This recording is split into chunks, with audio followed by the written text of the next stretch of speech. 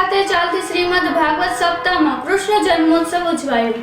ભચાઉના મંગલેશ્વર મંદિર ખાતે ચાલતી શ્રીમદ ભાગવત સપ્તાહમાં કૃષ્ણ જન્મોત્સવ ઉજવાયો।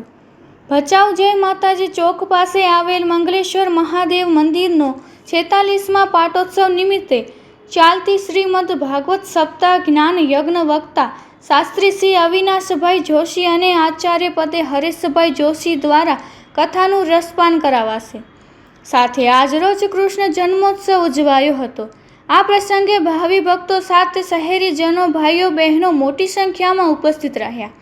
સમગ્ર કથાનું આયોજન મંગલેશ્વર મહાદેવ મંદિરના મહંત અરવિંદભાઈ ગોસ્વામી, ભરતભાઈ ગોસ્વામી, હિતેશભાઈ કેલા, કથાના મુખ્ય યજમાન રામભાઈ રજપૂત, સહ યજમાન લાલજીભાઈ પ્રજાપતિ, દીપકભાઈ ઝાંખરિયા સહિત સમગ્ર ટીમ દ્વારા કથાનું આયોજન કરવામાં આવ્યું છે।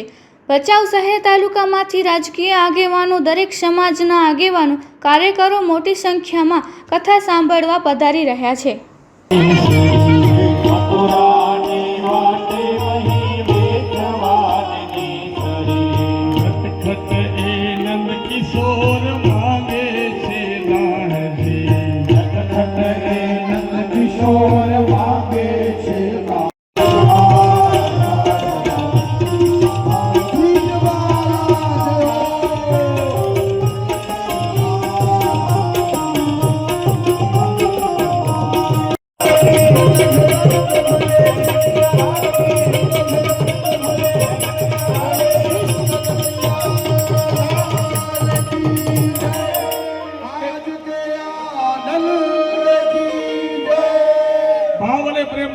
ત્રણ વાર હાથ ઊંચા કરીને આપણે કૃષ્ણનું સ્વાગત કરીએ।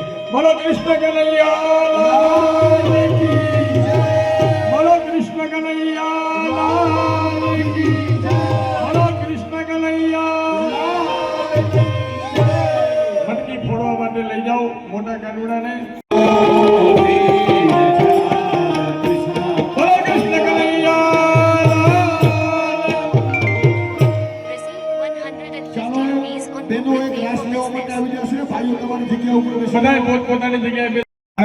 સાંજે ભોજનની વ્યવસ્થા પણ છે। રાષ્ટ્રીય સ્વયંસેવક સંઘના 100 વર્ષ પૂરા થયા। એ હિન્દુ સંમેલન 1 તારીખે આપ સૌ વિશાળ સંખ્યામાં જોડાઓ। આ રામ રાજ્યની પરિકલ્પના કરવા માટે અત્યારે સંઘે 5 પરિવર્તન આપ્યા છે। 5 પ્રકારના પરિવર્તન: સ્વદેશી, पर्यावरण, कुटुंब प्रबोधन, सामाजिक समरसता અને નાગરિક કર્તવ્ય બોધ, આ 5 વિષયના પરિવર્તન ઉપર અત્યારે સંઘ કામ કરે છે। અને જેથી આ 5 પરિવર્તન અમલમાં આવશે ને તેથી રામ રાજ્ય જેવું સુખ મળશે। એટલે તમને બધાને આમંત્રણ આપું છું કે 1 તારીખે સાંજે, કારણ કે 1 તારીખે આપણે છેલ્લો દિવસ છે એટલે બપોરે કથા વિરામ થઈ જશે। સાંજે આપણને કંઈ કામ નહીં હોય। બપોરનો પ્રસાદ 1 તારીખે અહીંયા લેશું અને હાંજનો ત્યાં કરી લેશું। બધાએ પધારશે। જો હિન્દુઓ જાગવું પડશે ભાઈ। આપણા ઉપર ઘણા બધા સંકટ આવશે। સમય આગળ બહુ ખરાબ આવી રહ્યો છે।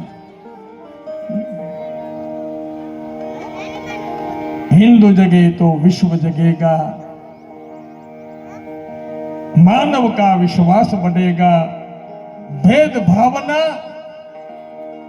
तमस हटेगा। भेद भावना रूपी जे આપણું અંધારું છે ને હટાવવું પડશે। भेद भावना तमस हटेगा, समरसता એની વરસાદ થશે। તો આપ સૌ આપણે એક બનીએ, નેક બનીએ, સંગઠિત બનીએ।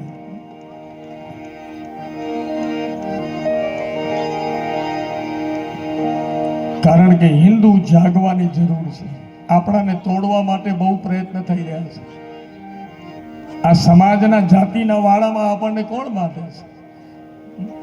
એ કદાચ કોઈ રાજનીતિ હોય ને જાતિમાં બાંટવા માંગતું હોય તો એનાથી પણ દૂર નહીં થાય। એ પછી ગમે તે પાર્ટી હોય, જાતિગત નહીં, આપણે બધા એક છીએ। વસુધૈવ કુટુંબકમ, આપણે બધા એક ધરતી ઉપર જન્મેલા છે। આપણે બધા પરિવાર છે। તો રામરાજ જેવું સુખ ભોગવવું હોય